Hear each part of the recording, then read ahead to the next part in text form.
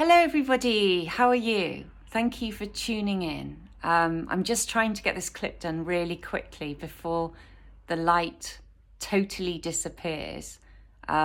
So this is it. Even when I make mistakes, this is it. The last clip I did was about the self-concept, which is imagining the kind of person you would be if you achieved your dream.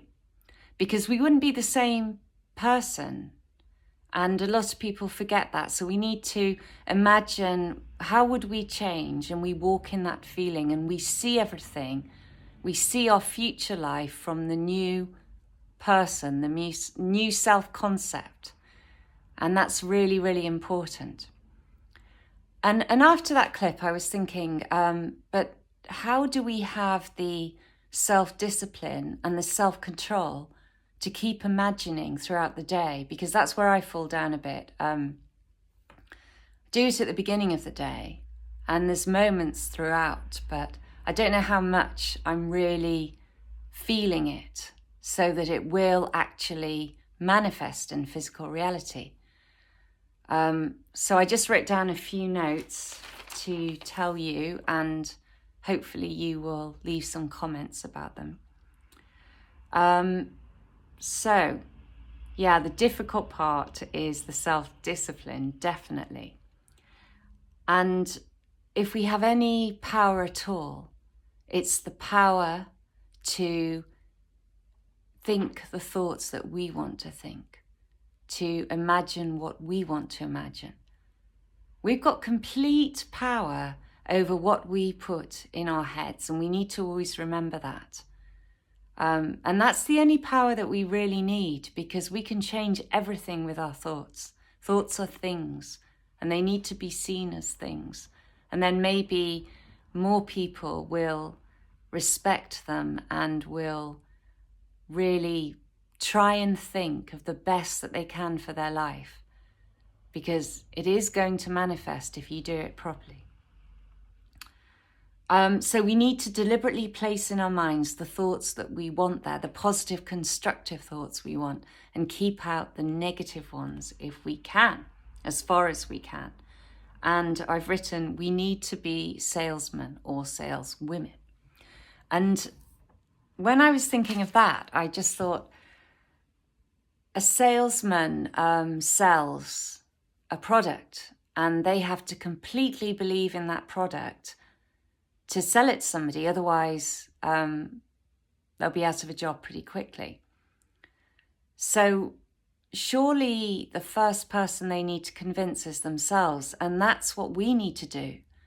We need to convince ourselves that this is true, that what Neville Goddard spoke about, and Napoleon Hill, and many others, is the way that things manifest in our world.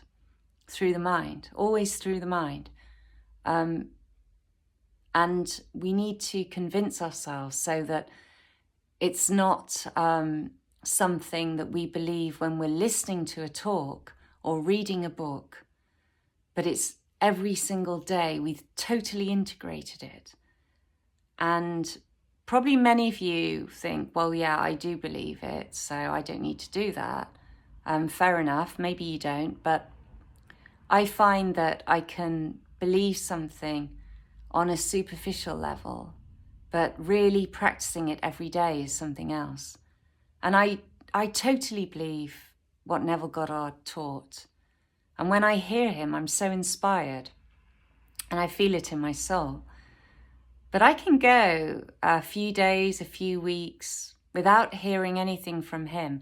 And it's so easy to let the world take over your mind, and you just think, I'm never going to leave this job, or I'm never going to do anything else. I'm never going to be a success. And you push those thoughts away, but it's just like this doubt there, because you're not inspiring yourself enough every single day. And we all have those moments when we wonder, is it ever going to change? Are things ever going to get any better, especially these days? And they are. As long as you keep imagining and believing in your dream, they will do. So we need to maintain that. And so by being a salesman or saleswoman, we convince ourselves that these principles are true. And we study them, we read books, we listen to talks, and we look at our experiences. And it all goes deeper and deeper in our minds so that it becomes our reality. We've lived so long as human beings, believing that things always come about from the external rather than the internal. And you shouldn't underestimate how deeply that goes, because it's so easy. We just look around and we see things and we believe that that is the only truth on some level, even if we think in our mind, no, I know it's not. I know it's not. And so we need to really shake that up by continually studying the teachings. And then, telling ourselves this is how it is, and then selling our dream to ourselves, telling ourselves that we are a success and we are doing this job, earning this amount of money, all those things that you want, and living in that. Whatever's happening on the outside, you go about your everyday business, but inside you're full of joy that you are where you want to be in life, and you maintain that joy and you don't doubt it no matter what happens. And that's how you sell it to yourself. You got to sell it 100%, no less than that. So back to thoughts. Thoughts enter our minds through suggestion, and there's only two kinds of suggestion that Napoleon Hill suggests, which is self-suggestion or suggestion by others. Those are the only two means that thoughts enter our mind. So we need to be very careful what we let in our minds. And of course, if we are convinced by others, they become our own thoughts, because we tell ourselves that is the truth. So just be certain of what you want to put in your mind. When you have decided on the thoughts you want in your mind, these thoughts need to be emotionalized and they need to be full of faith, because thoughts that enter into the mind without feeling won't do anything. And this is good, because we can think all kinds of things. As long as we don't emotionalize things, it won't manifest in our world. So we needn't be afraid of thinking of things that maybe we don't want, but we need to think about them sometimes for some reason. As long as we don't attach feeling and attention on them, it's okay. And faith that they will actually manifest, that's the most important thing, I think. You've got to believe it. What you're essentially doing is you're fooling your subconscious mind. Your subconscious mind believes what you feed it, the thoughts that you feed it, through the feelings you feed it. As in, getting all my words mixed up now. But your thoughts need to have strong feeling attached for them to be outpictured by your subconscious mind. So you need to fool it. And it's a good fooling because, well, I believe that God wants us to do this, because why would he have given us this power inside if he didn't want us to use it? Napoleon Hill does suggest that that might be the only possible sin if we don't use the power within us. And I like that, and that's a sin I don't want to commit. It's just, to go through your life without using that great power that you have, and to know that you can use it whenever you want to. It'd be so great to have complete control over it. And I don't know if any of us ever get to that level where we have complete control. But I don't know, to have 70-80% success rate, that would be really, really great. That's something we need to aim for, 100%.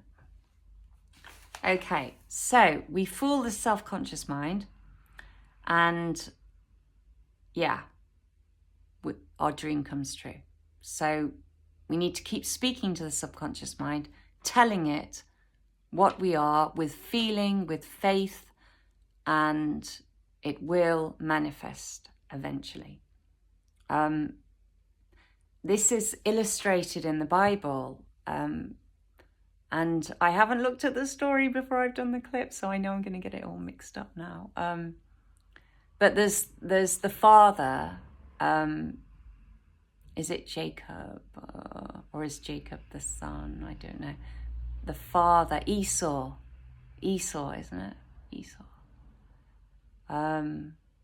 Jacob and Ishmael, I think. Anyway, if Esau is the father, he represents God, I suppose, the subconscious mind. And the father would give his birthright to the eldest son, and Esau was going to give it to Ishmael. Oh God, I hope it is Ishmael. Now I'm doing this. Anyway, the eldest son. And Jacob was very cunning, and he wanted that blessing. So his brother was hairy, really, really hairy. So hairy that Jacob had to put on an animal fur to mimic what he felt like. And so he obviously changed his voice a bit, and he went up to his dad, who was blind, by the way. So he could only tell which of the sons it was by touching them. And so he asked for his blessing, his birthright. And the father checked if it was his eldest son.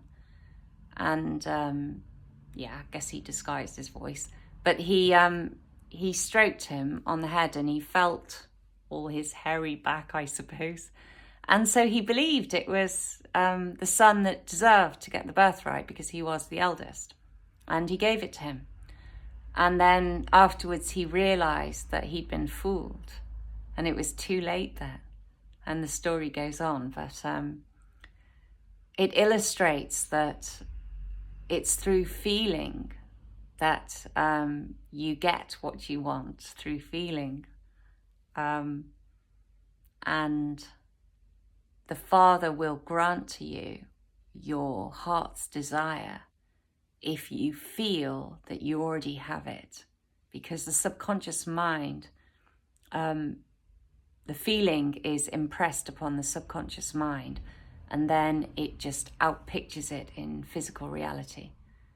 And there's such great stories throughout the Bible that illustrate this. But yeah, I recommend it if people have time to read parts of it, because you're really getting to the source then. Anyway, I think that's about it. So to summarize, we control which thoughts come into our mind, and we fool our subconscious mind into believing that they're true.